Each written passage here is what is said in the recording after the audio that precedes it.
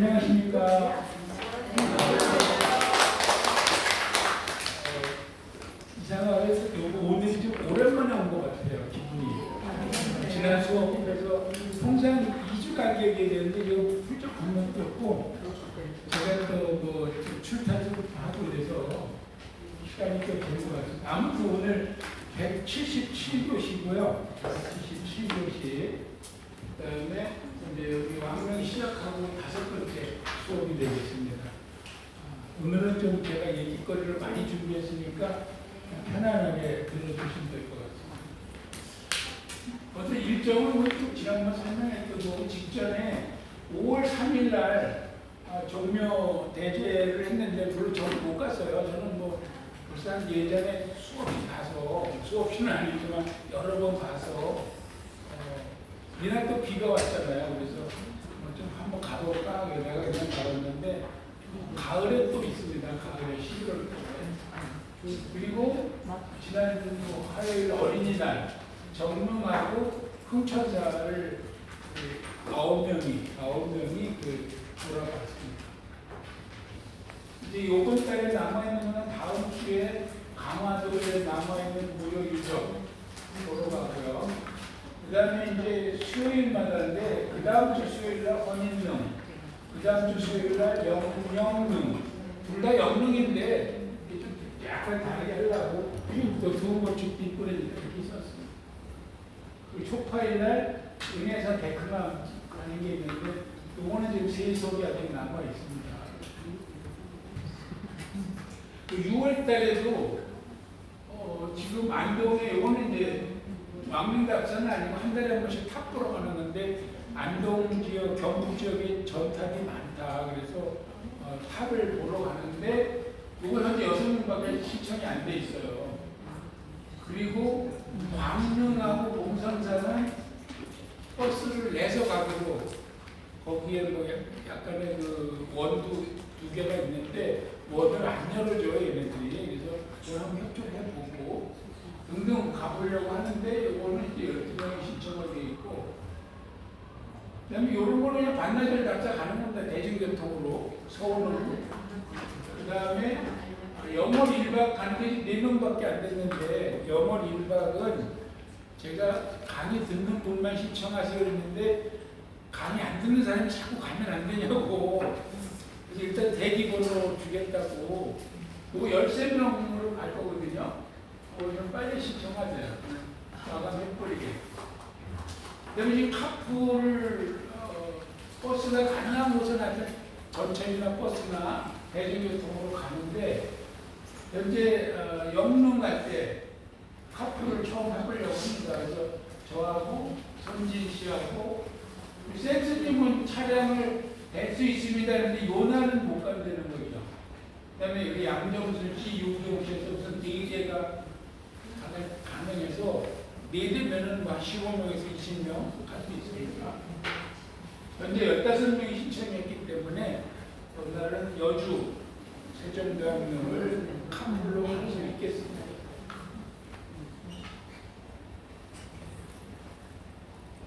이거 제가 딱 분류를 해서 어디 갔었는지 계속 누적을 해놓을 건데 지난번 어린이날 정릉 갔다 오면서 정릉하고 흥천사 갔다 왔고 이제 5월달에 강화도, 원인릉, 영릉릉, 광릉, 서운릉, 영월 쭉 가는데 동구릉도 한 번은 좀 지난번에 청완예초일을 보러 가서 동구릉에 대한 답사는 좀 미흡했죠. 그래서 동구릉을 한번 가려고 해요. 한 2번 더 가야 됩니다. 동구릉은. 그리고 다음 주 수요일, 목요일날 수업인데 이날 소현세자 소경원이 정기 세양이에요. 그래서 오전에 가서 보고 와서 수업을 할까?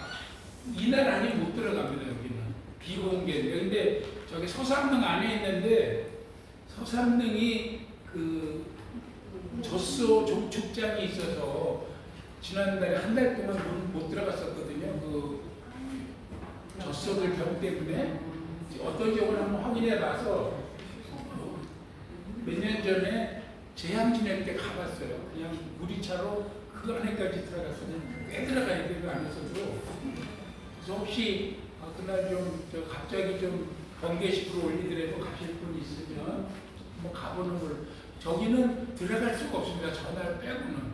그래서 가보는 게 좋습니다. 또 소연씨 내가 불쌍하잖아. 가서 또 만나주는 게또 도리가 될 것 같습니다. 그 다음에 왕릉마다 그 원찰이 있어요. 다 왕릉마다. 그래서 왕릉 정릉 가면 홍천사를 갔고, 헌인릉 가면 그 길 건너 아니 길 건너가 아니구나. 뒷산인데 뒷산 대모산에 불국사, 그 이름은 똑같습니다. 경주하고 불국사라고 있는데, 요거는 뭐 이날 헌인릉 가서 여기 가보기가 좀 불편해요. 그래서 시간을 내서 한번 따로 가든지. 그 다음에 영령릉은 우리 신륵사인데, 신륵사는 지난번에 여주 답사 때 아주 꼼꼼하게 다 돌아왔죠. 광릉은 봉선사, 서원릉은 수국사, 장릉은 보덕사, 이렇게 다 등마다 원찰이 있습니다. 그래서 흥천사에 잡으시면 뭔지 알아요? 조선왕조 최초의 원찰이에요. 조선왕조 원찰 1호, 왕릉 원찰 1호가 잡으시네요. 그리고 태신도 가면서 왕릉이 메인이지만 그 서브로 태신을 제가 계속 끼워 넣을 건데, 영천 은혜사에 가면 인종 태신 있고요. 인종도 불쌍한 임금이죠. 그 다음에 영월에 가면 정조 태신 있어요. 정조. 근데 그 태신을 가면 정종으로 돼 있어요. 정종이 나중에 정조로 바꿨거든. 에어컨을 이거 하나는 끄면 안 돼. 이건 나는 뒤에 거 끌까요? 이거 너무 성해. 하나는 나. 깜짝 놀랐어요. 그래서 그 정종이 정조로 바뀌었다는 그 시스토리를 모르면 저기를 가보기도 어렵지만, 가도 태정태세의 그 정종인 줄 알아요. 이방원의 형. 근데 이건 정조입니다. 정조. 그래서 이런 식으로 쭉 리스트 하면은 한 1년쯤 다니면 여기 빽빽할 거예요. 우리가 이렇게 다녔나 정도로. 이번 시간에 제가 중국 갔다 온 얘기를 좀 해보겠습니다. 좀 재밌어서 6박 7일을 제가 다녀왔는데, 제가 중국을 20번 넘게 갔는데 이상하게 남경을 못 갔어요. 뭐 오는데 다 다녔는데, 여기 차마고도도 가고 막 이쪽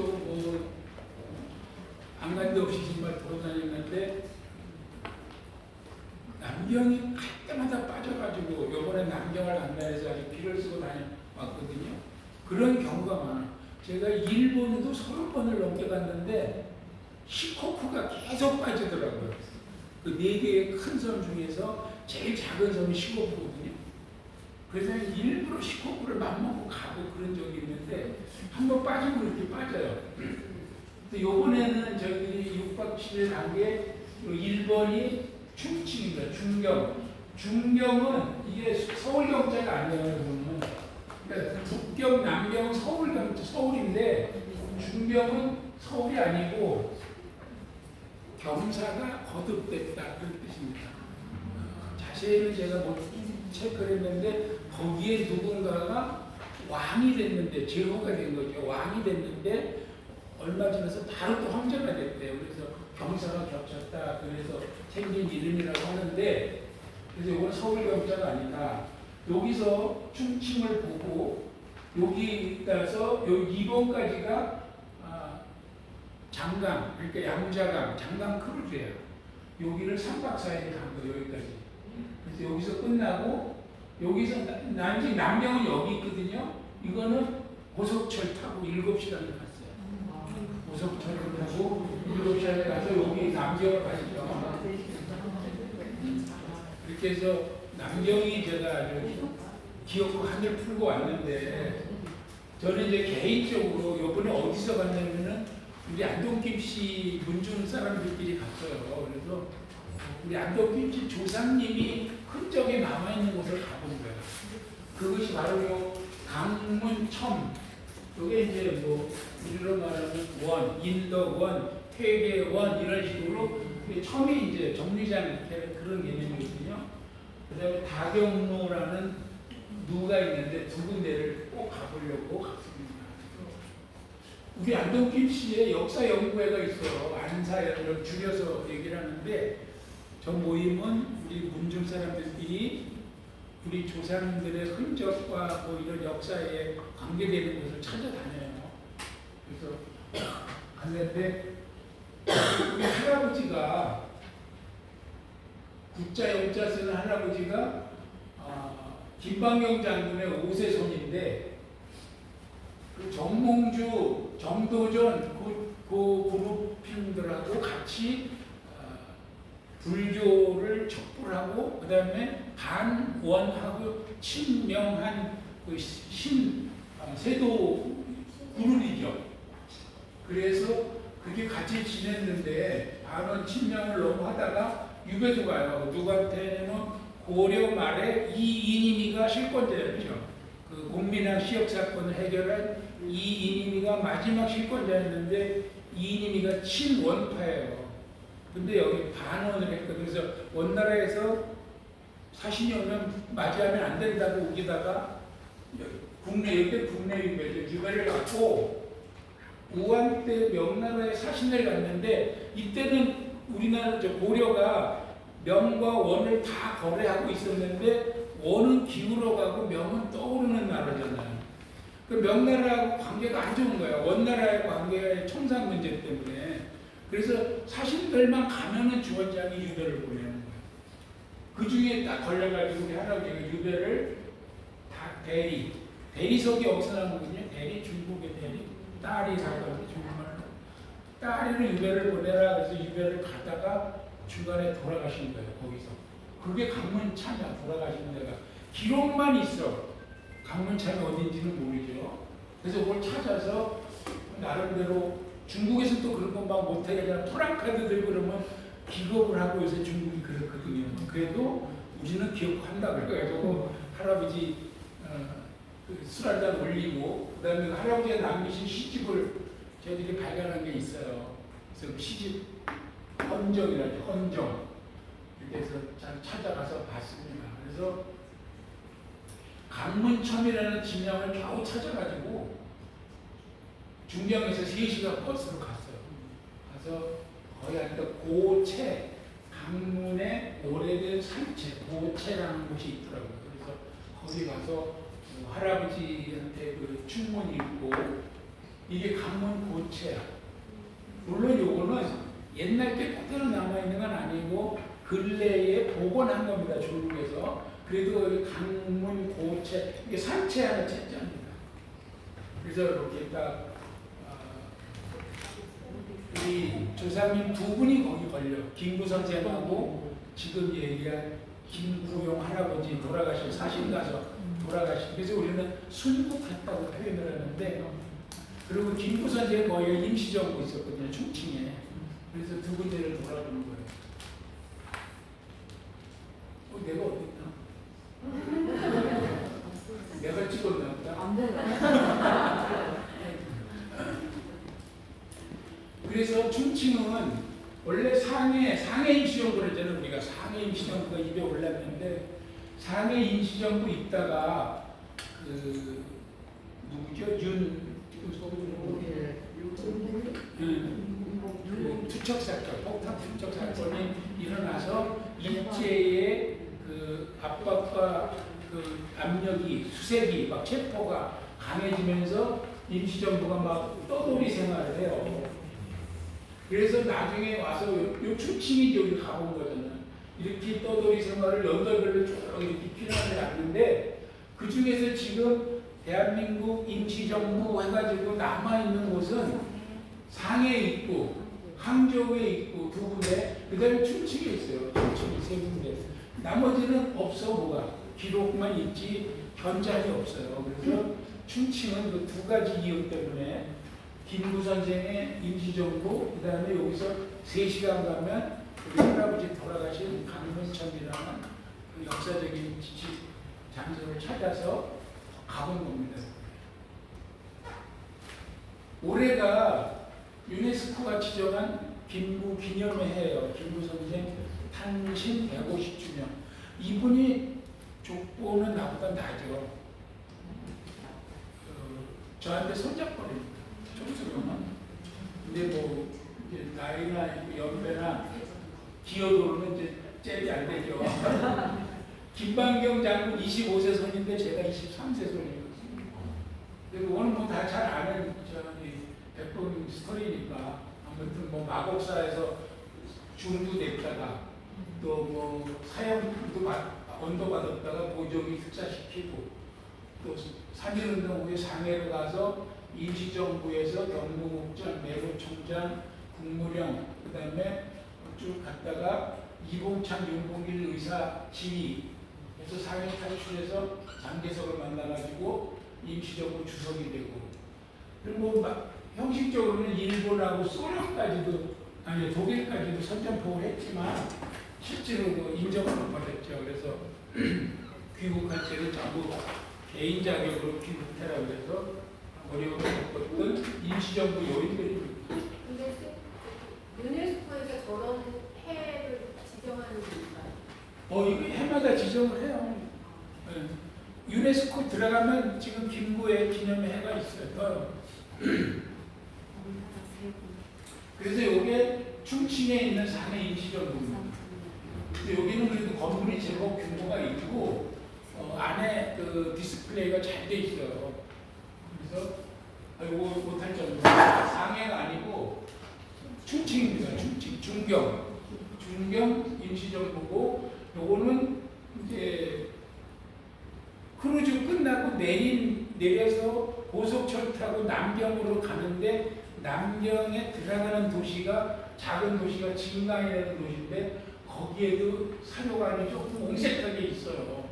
근데 요거는 우리나라 그 문화재청에서 흔쾌하게 맞다고 인정을 안 해서 그냥 현지에서만 세워놓고 우리나라에서 좀 외면하고 있는 그런 시스템입니다. 요거는 뭐 당연히 아주 공식적인 그런 유적지고요. 그래서 이 옆에는 삥 둘러서 고층 건물이 다 있는데 요거 그대로 보존하고 있습니다. 그리고 장강 크루즈는 이게 장강이 여기가 이제 히말라야 산맥 아래잖아요. 강이 이렇게 흘러가지고 이렇게 가는 거거든요. 장강이 양자강이 이렇게 여기까지 이게 산자댐이에요. 여기가 세계 최대 산사댐 여기까지가 상류입니다. 상류. 그리고 여기가 중류 하류가 되고 여기 상해로 나가는 거죠. 바다로. 원래는 여기만 양자강이라고 그랬대요. 외국 선교사들이. 중국 사람들은 그냥 장강이라고 그랬는데 이게 지금은 양자강이라고 그냥 통칭이 바뀐 거예요. 외국에서 먼저 불러가지고. 그래서 여기가 우리가 충칭에서 배를 타고 3박 3일 동안 첫날은 타고 잠만 잤죠. 그리고 3박 3일 동안 여기까지 갑니다. 그래서 여기서 샴샤댐을 보고 아까 여기서 고속철 타고 이게 그 유명한 무안이에요. 이번에 코로나 시작된 무안 여기까지 가서 남경이 어딘가 여기 남경까지 가서 상해 바로 위입니다. 여기서 이제 남경 투어하고 귀국을 했죠. 양자강이 여기 중국의 수계인데 어마어마한 강이죠. 아시아 최대, 세계에서 3위로 이렇게 얘기를 하는데 삼협은 이 장강 요 사이에 아주 좁은 계곡이 3개가 있어서 삼협, 중국말로 샨샤. 그래서 3개의 골짜기 삼협 이렇게 돼 있고 원래는 장강인데 외국 선교사들이 상해 쪽 들어오면서 전부 양자강 그래서 이름이 그렇게 돼 있다.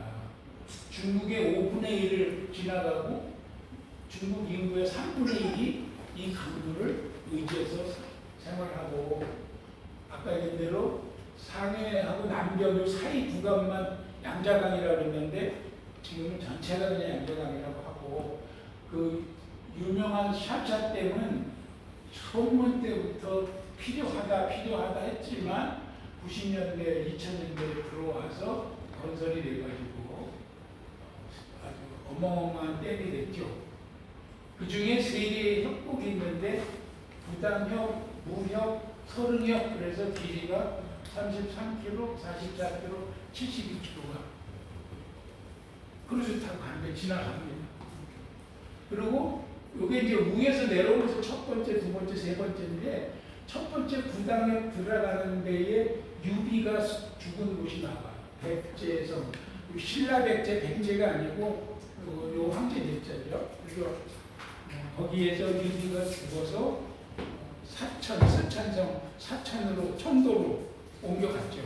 무덤은. 근데 죽은 곳도 유적이 다 남아있습니다. 그리고 중간에 내려서 풍도 귀성 이렇게 꾸며놓은 티가 나는 것 같은데 아무튼 어마어마하게 관광객들이 몰려오는 데입니다. 그래서 불교, 유교, 도교가 다 묶어져 있는 그런 곳이고 그 다음에 또 한 군데는 내려서 계곡을 들어가는데 좁아서 작은 데로 갈아타요. 크루즈가 너무 크니까 그 탁 한 2시간, 1시간 돌아오는데 계곡인데 우리가 말하는 남녀관계를 우노지정이라고 그러죠. 우리가 남녀관계를 한문소설이나 이런 데서 이렇게 우노지정을 근데 그 말의 유래가 되는 곳이 여기가. 그 어느 날 황제가 저기를 갔다가 낮잠을 잠깐 들었는데 잠에 낮잠결에 아주 이쁜 아가씨하고 정을 나눈 거야. 잠 깼는데 다시 그녀를 찾아야 되겠다고 갔더니 저를 찾지 마시고 아침에 산에 걸린 구름과 저녁에 서산에 떨어지는 이슬이 접니다. 그래서 우노지정이라는 말이 나왔대요. 그래서 부당협에 기문이라는 한자인데 양자강 이렇게 해서 여기로 가요. 배는 이렇게 여기가 협이야. 부당협 벌써 좁아지죠. 여기 넓은데 근데 백제성은 여기서 이렇게 들어가야 돼요. 여기 못 갔지. 그래서 배가 안 들어가요. 우리가 탄 배는 대중에 들어가는 배가 있고 안 들어가는 배가 있는데 우리가 탄 배는 들어가지 않아서 백제성을 내려보지 못했는데 이게 원래는 육지였는데 이 물이 차는 바람에 지금 섬이 된 그런 곳이고 아까 이제 유비가 숨진 곳입니다. 여기 유비가 죽으면서 관우한테 내 아들을 부탁한다 그랬는데 내 아들이 네가 볼 때 깜이 안 되면 네가 인건해라 이렇게 합니다. 그리고 요 구당협이 중국돈 10 위안에 나온 뒷면의 그림이에요. 이게 구당협이에요. 이렇게 바다로 들어갑니다. 진짜 기가 막힙니다. 그래서 지금 장강이 이렇게 붉은색이 이렇게 장강이거든요. 요 구간이 크루즈 탄 구간이에요. 요 구간이. 근데 우리가 아는 삼국지가 유비의 총나라, 조조의 위나라, 송건의 오나라가 치고받고 한 데가 다 여기예요. 그래서 여기 적벽대전으로 유명한 적벽비옥이 있고 이릉대전에서 조조가 마지막 대패하거든요. 송건한테.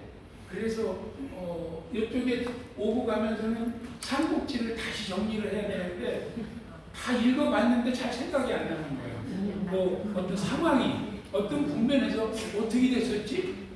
갑자기 제갈량이 어떻게 죽었지? 이게 기억이 안 나는 거예요. 여기가 다 거기에요. 삼계국이 치고받고 한대요.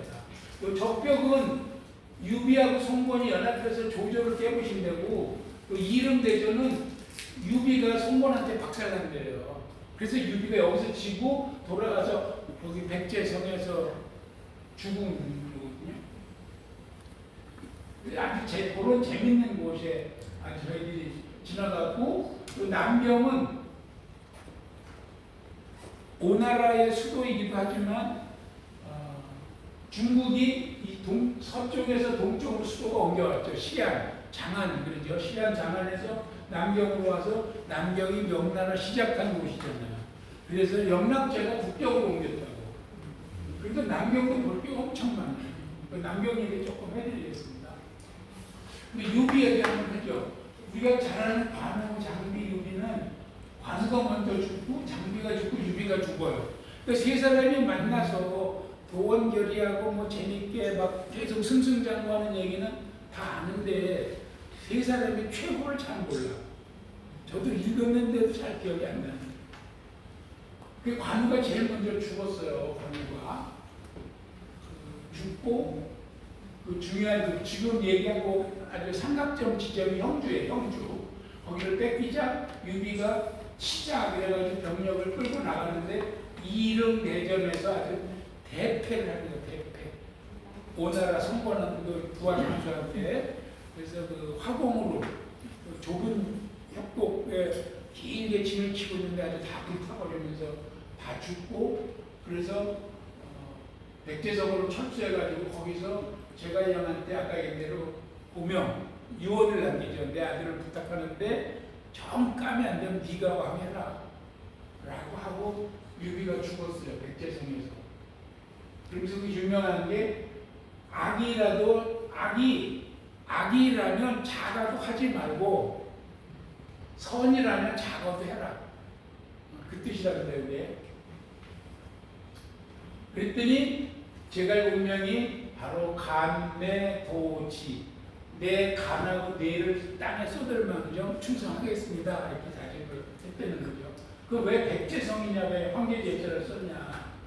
요거보다 더 옛날에 공손술이라는 사람이 있었는데 갑자기 우물에서 하얀 용이 솟아오르는 걸 봤대요. 그래서 자기가 황제가 될 거라고 백제라고 칭했는데 뜻을 이루지 못했다 이렇게 돼 있고 우리가 잘 아는 이백이나 두보, 백거의 소동파 이런 시인들이 거기 가서 다 시 한 수를 남겼기 때문에 이 성자 써서 시성이라고 해요. 백제를. 그래서 유비의 유해는 그 뒤에 이제 수도, 청도, 저기 서찬성의 성도로 옮겼죠. 그래서 거기에 해르게 묻혀 있는데 거기에는 제갈량하고 같이 제갈량의 사당과 유비의 무덤이 같이 있는데 같이 있는 이유는 후세에 제갈량 묘가 점점 더 커지더랍니다. 유비보다도. 그래서 그걸 막기 위해서 그래도 주군이잖아. 주군이니까 같이 묻어놓으면은 군보다 커질 수는 없다. 그래서 같이 묻어놨다고. 이태비기가 뭐에 휘말려서 귀양을 가요. 유배를 가다가 그 백제성에서 지나가는데 사면령이 떨어져. 거기서. 그래서 백제성을 떠나오면서 사면령을 받고 이 시를 칠원절구죠. 칠원절구 시를 딱 지은 게 있어요. 이게 아주 유명한 시예요. 그리고는 그 장강 어딘가에서 그냥 이백이는 사라졌거든요. 그 사람들은 뭐 신선이 됐다 이렇게 얘기하지만 투신자살에 걸렸다 이렇게 봅니다. 그래서 이 시가 이렇게 쭉 지금 장강 크루즈하는데 백제성을 지나가면 이백의 시 첫 구절이 두 줄 거기에 크게 써 있어요. 이렇게요. 써 있습니다. 그러니까 그런 스토리를 모르면 저걸 봐도 뭔지 몰라요. 이쪽에 이게 써 있고 이쪽에는 시집핑 어록이 한 줄 써 있어. 살림녹화는 뭐 잘 먹고 잘 사는 길이다 이런 식으로. 그래서 그런 내용을 모르면 이게 뭘 써놓은 건지 모르는 거예요. 여기다 뭐 200 이렇게 써놓지도 않았어요. 저도 몰랐죠. 나중에 제가 이제 검색해서 확인한 거죠. 저도. 가이드한테 얘기 듣고. 요게 이제 제가 배에서 찍은 거예요. 부당에 들어가는 건데 이렇게. 여기로 들어가고 이렇게 높은 산을 기가 막히게 돼 있죠. 그래서 이렇게 해서 몇십 킬로를 요거는 아까 얘기한 작은 배로 옮겨 타고 그 운호 지정에 설화가 있는 그 계곡으로 1시간 들어갔다 나오는 두 번째 코스가 있고. 하여튼 경치는 기가 막힌데 단풍이 또 좋다고. 또 오랜 얘기지. 단풍이 너무 좋다고. 그래서 우리 만약에 내문대에서 가면 가을에 갈까 생각 중에 있습니다. 그리고 마지막 꼬린 지점은 샨자댐이 있는 거예요. 샨자댐. 샨자댐이 말은 세계 최대인데 뭐를 기준으로 하느냐에 따라 조금씩 다르답니다. 어마어마한 댐들이 몇 개가 있는데 기준이 뭐 물을 가두는 양으로 볼 건지 댐의 크기로 볼 건지 뭐 등등. 그러나 하여튼 샨자댐도 세계 최대라 그래도 뭐 진도 없다. 그래서 하단은 이 댐의 밑에는 115, 폭이 위에는 40m 이렇게 되어 있고요. 이쪽이 오른쪽 댐이고 여기 왼쪽 댐이에요. 여기 수문이고 여기가. 이걸 먼저 짓고 수문 짓고 이쪽을 나누게 지었다 그러는데 가동은 물이 소양댐의 13배다. 발전은 원래는 홍수 때문에 이걸 한 건데 발전은 뭐 자동으로 이득이 된 거죠. 근데 원자력 발전소 23기 역할을 한다. 어마어마한 거죠. 그리고 이거를 이제 길게 찍은 건데 제가 파노라마로 이쪽에 관문이 있어가지고 5번 올라가면 배가 올라가요. 지금 이쪽이 하류입니다. 하류. 저쪽이 상류고. 그래서 배가 올라가는데 3,000톤인가 이하 작은 배는 엘리베이터가 있어요. 그냥 한 번에 쭉 올라가. 엘리베이터 넣어가지고 물통에 배를 담아서 올리는 거예요. 한 번에. 그리고 그 이상 큰 배는 그게 안 되니까 관문으로 이렇게 5번 올리는 거고. 대단한 거예요.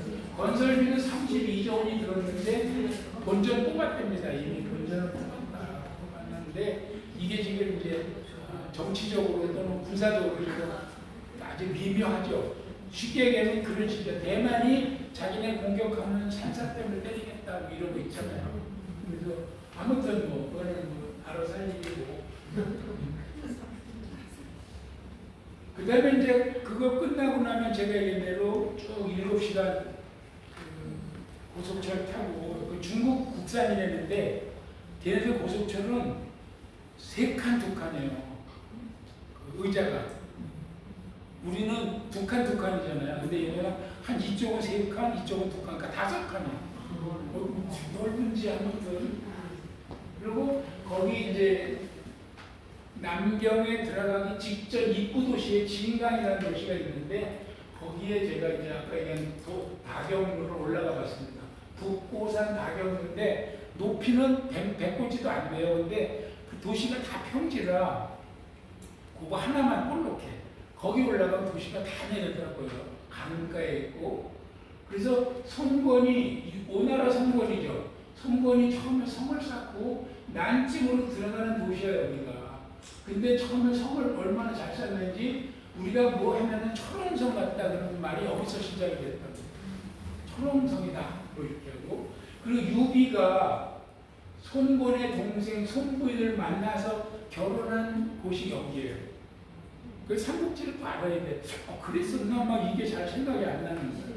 그래서 유비를 보려고 송권의 엄마가 오라 그래가지고 봤는데 송권이는 여차하면 죽이려고 모략 겸 이렇게 하는 거죠. 잘하면 결혼 동맹이 되고 잘못하면 죽여버리려고 그랬는데 결혼이 성사가 된 거예요. 송권 엄마가 보고 반했대요. 유비한테. 그랬는데 이 손부인, 송권 여동생은 얼마나 그 쌍압쟁인지 유비가 신방에 들어가려고 그러니까 여자 시종 100명이 칼을 차고 지켜서 겁이 나서 못 들어가겠다고 좀 쟤네들 좀 물리라고 그렇게 했다는 그런 얘기가 있고요. 그 감로산에는 절이 있어요. 북보산에. 그리고 유비가 나중에 죽었잖아요. 아까 대패해가지고 자기네 오나라한테 죽은 거지. 죽고 나니까 그래도 내 남편인데 그래가지고 손부인이 강에 뛰어들었다는 정자가 또 있습니다. 그런데 과연 진짜 뛰어들었을까는 아무도 모른답니다. 그렇게 돼 있고 이제 우리 할아버지는 여기서 정몽주하고 만난 그 얘기가 있어요. 여기서. 왜냐하면 정몽주가 먼저 사신으로 가요. 공민왕 때 중국에 사신으로 가서 오다가 그때 당시 어떻게 다니냐면은 남경이잖아요. 지금 북경으로 가는 게 아닙니다. 사신들이 남경이에요. 남경으로 가야 되니까 남경에서 상해로 와서 상해에서 배를 타고 올라와. 중국 자체에서 어디로? 산동반도까지. 산동반도에서 가깝잖아 우리나라가. 그러니까 중국 남경에서 상해로, 상해에서 산동반도로, 산동반도에서 건너오면은 그때는 이제 개성으로 갔겠죠.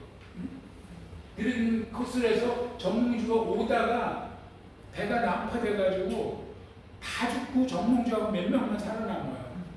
그래서 정몽주가 신매치를 떠다녔다 그래요. 나무 쪽 하나 들고 그래서 뭐 말 안장을 뜯어먹고 몇 명 했다고 나오거든요.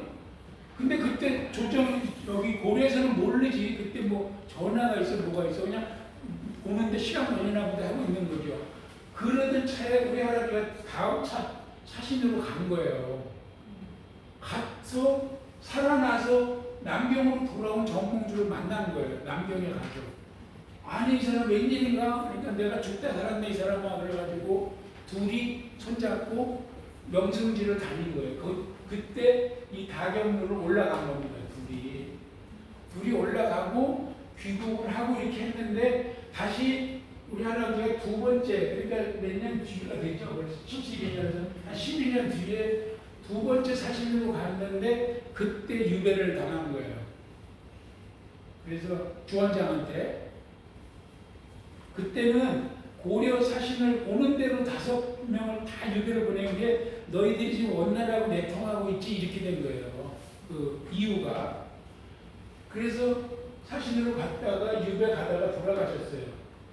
그 2년 뒤에 정몽주가 다시 중국의 사신으로 가서 둘이 같이 갔던 다경로에 올라가서 우리 할아버지를 생각하면서 시를 썼어. 정몽주가. 그게 남아있어서 우리가 또 다경로에 올라갔잖아요. 길을 쓰고 할아버지 유적을 찾아서. 요거는 정몽주가 쓴 시입니다. 그래서 우리 할아버지를 기억하면서 쓴 시인데 우리 할아버지가 천약제거든요. 호가 이름이 김구영이고 그래서 김약제라고 정몽주가 이렇게 시를 쓴 거예요. 거의 동년배들이. 근데 뭐 정몽주도 나중에 와서 이봉원한테 죽으니까 그 당시엔 다 이렇게 힘들게 살고 어렵게 죽었어. 그래서 아무튼 쭉 이렇게 쓰면서 마지막에 죽었던 얘기 들었으니까 어느 곳에 외로운 혼이 놓는지 모르겠다 이렇게 우리 할아버지 생각한 시를 썼어요. 그래서 거기 올라가 보는데 기이한 거 하나를 봤어요. 철비는 봤어도 철탑이 있더라고. 3층 탑인데 아예 전체가 철탑이야. 이거 처음 본 것 같아요. 제가 철탑을. 올라가는 길에 있더라고. 철탑이라고. 그리고 뭐 여기도 마찬가지로 천하제일 강산 이런 거를 많이 써먹고 요게 그 송본의 동생 유비 부인이 유비가 죽었다는 소리를 듣고 강으로 뛰어들었다는 정작. 그러나 믿을 수 없다. 제가 진짜 뛰어들었겠나? 뭐 이렇게 하는거죠. 그리고 여기 이제 다경루, 북고루, 정자가 2개 있어요. 누각이. 그 북고산, 한 100m도 안 되는 산 위에, 요게 이제 다경루가, 아까 얘기한 정몽주가 우리 할아버지하고 같이 올라서서 죽었다 살아난 그 기념으로 명승고적을 찾아다녔는데 나중에 정몽주 혼자 와서 우리 할아버지를 생각하고 시를 쓴 그 정자입니다.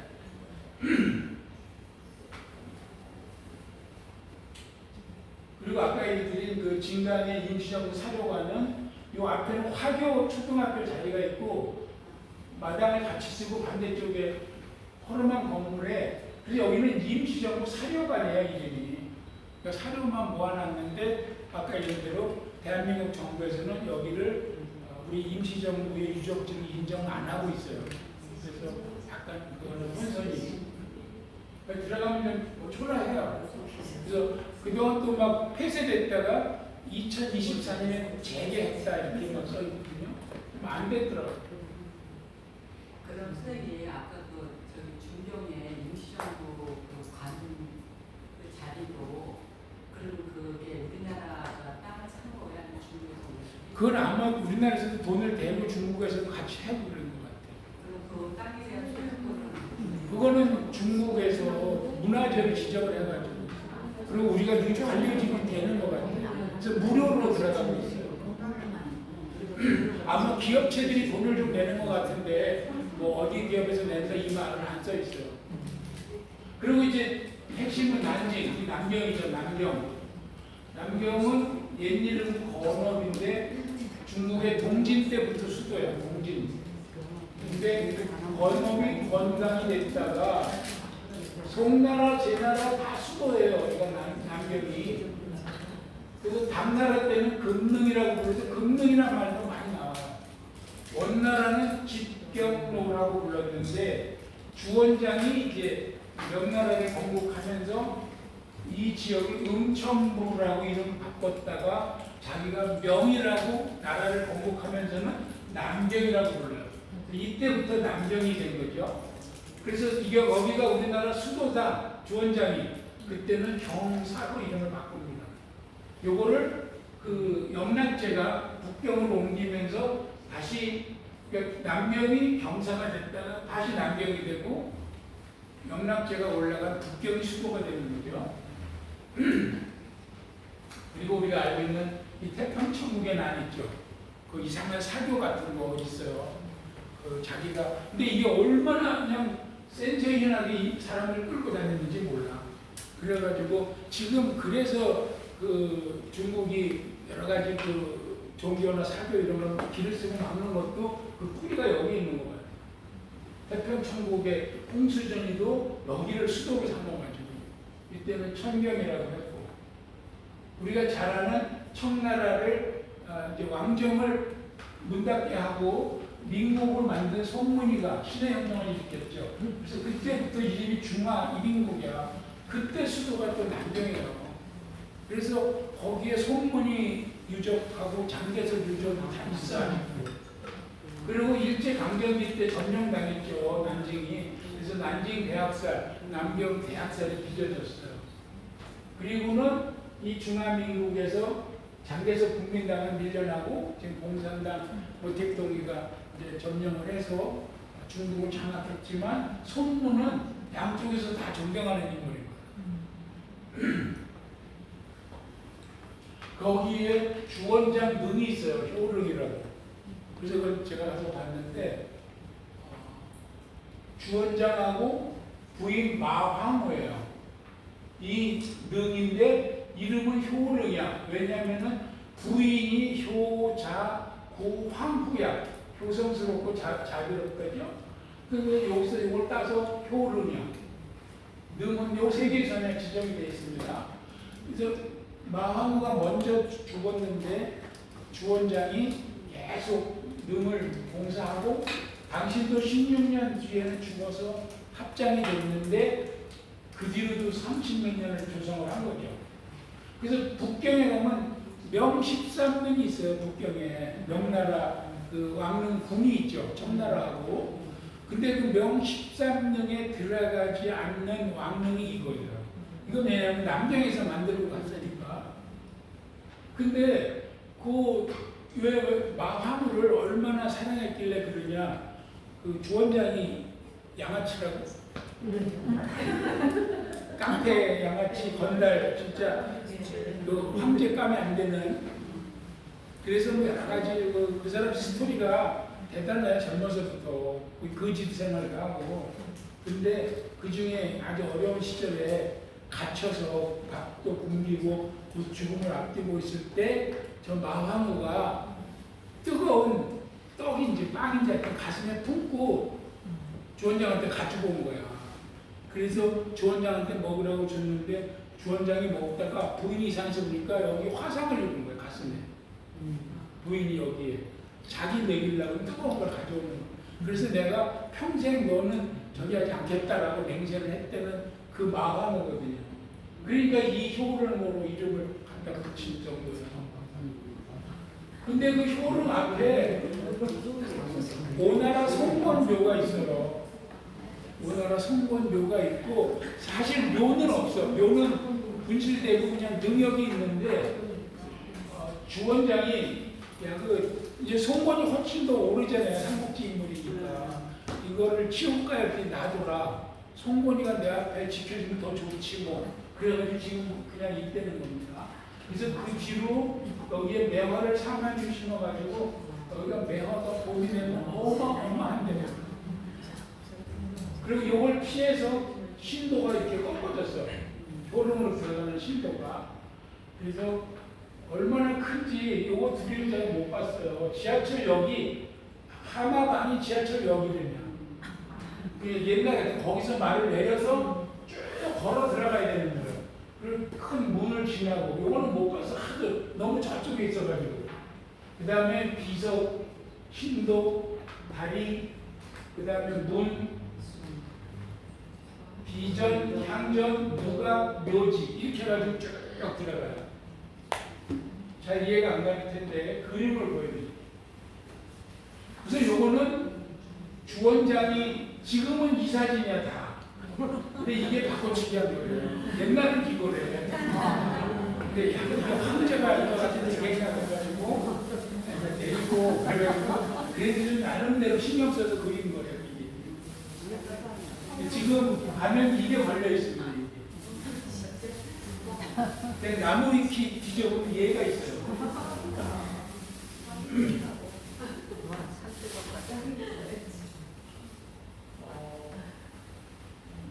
이 주원장을 설명하려면은 영락제를 설명해야 돼요.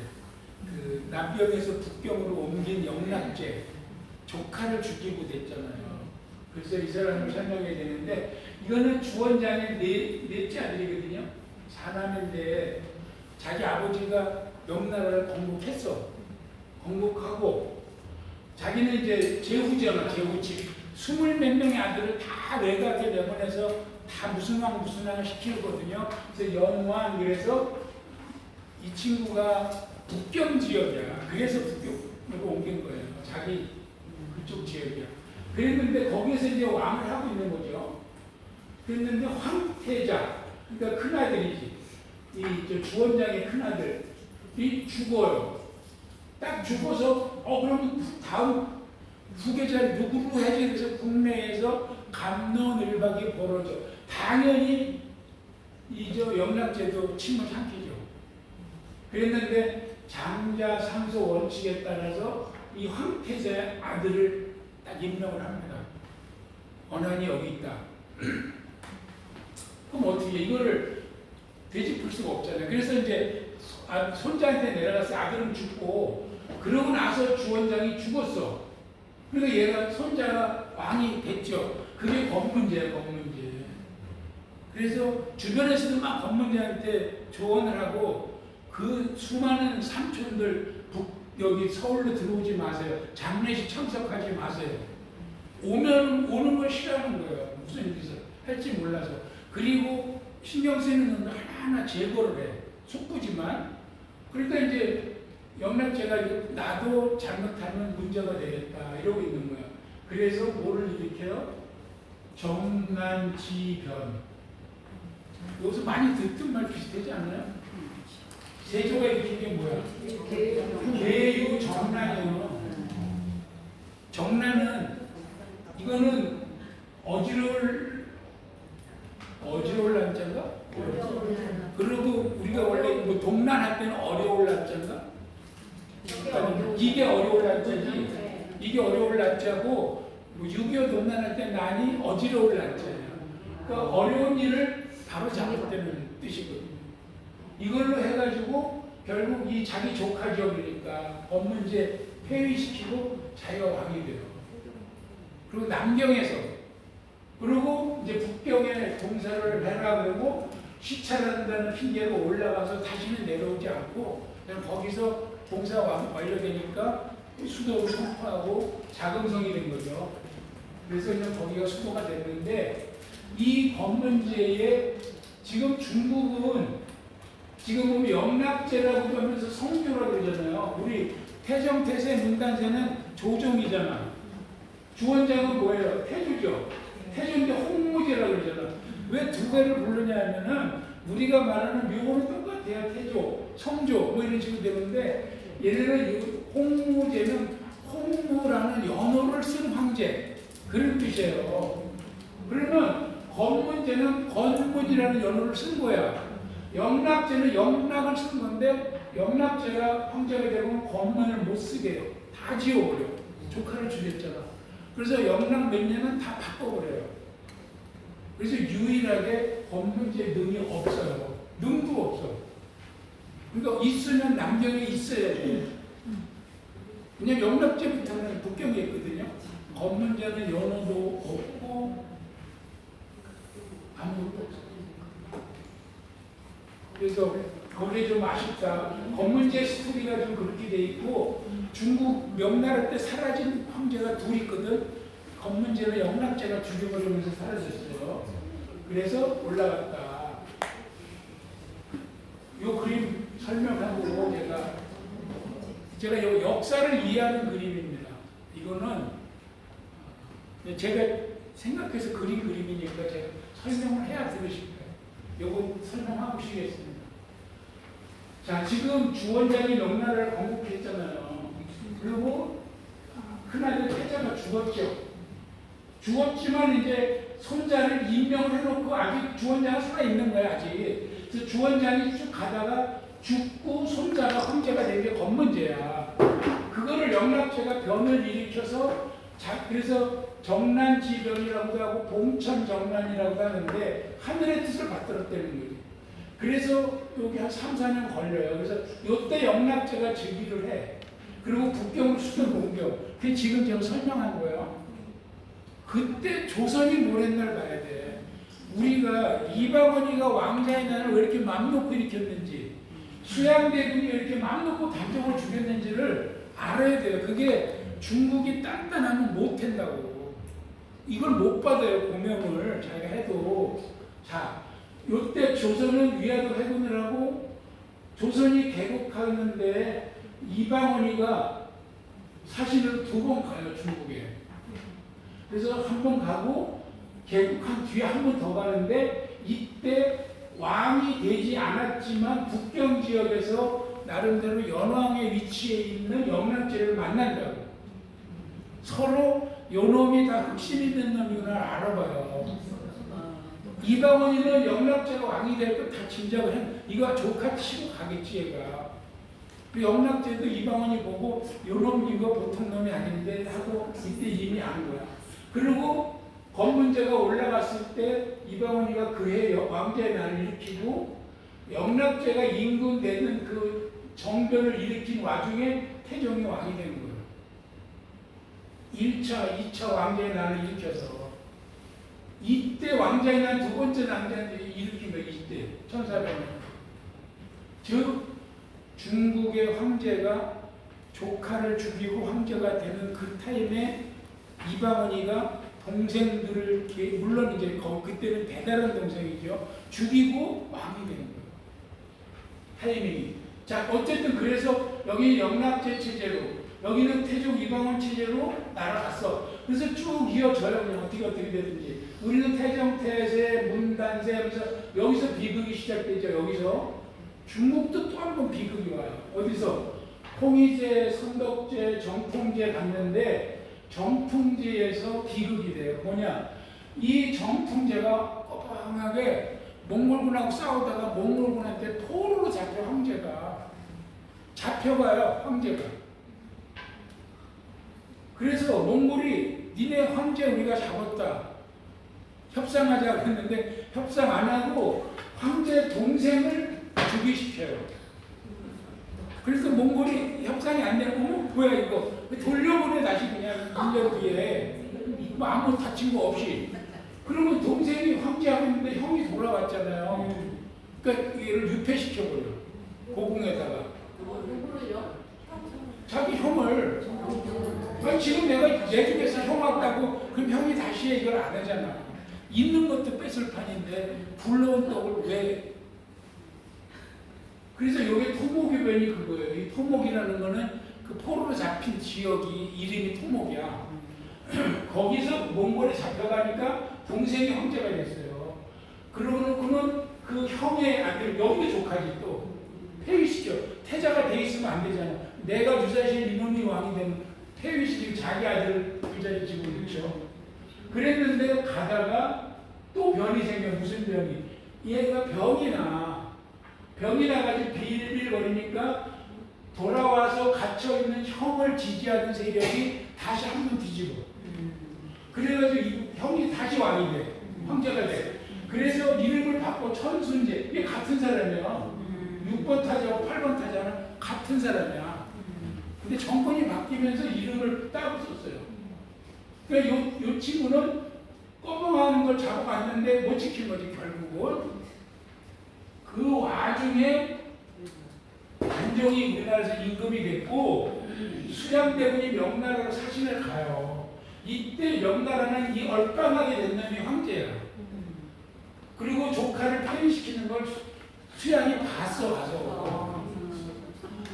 굿 아이디어. 어? 야, 너 지금 빨리 잘 적어봐. 이걸 어떻게 하고 있나. 그러고 나서 다시 뺏기고 하는 과정 중에 수양이 갔다 와서 계유정난을 일으키잖아요.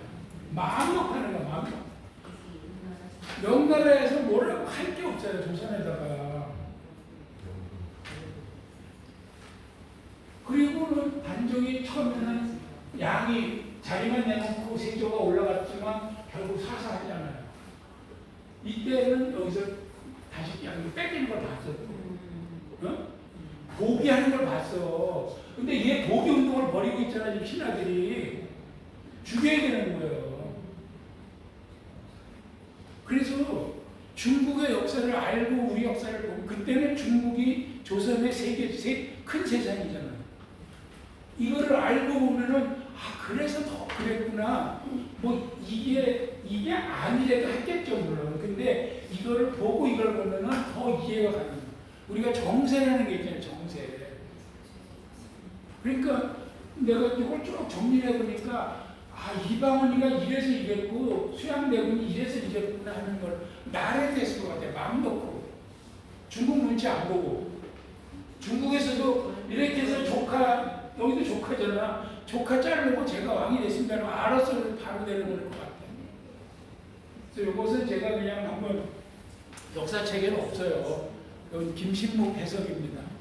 그래서 뭐 참고로 한번, 아, 이런 시각으로도 역사를 볼 수 있구나. 제가 갔다 와서 이걸 역사 해석을 해봤습니다.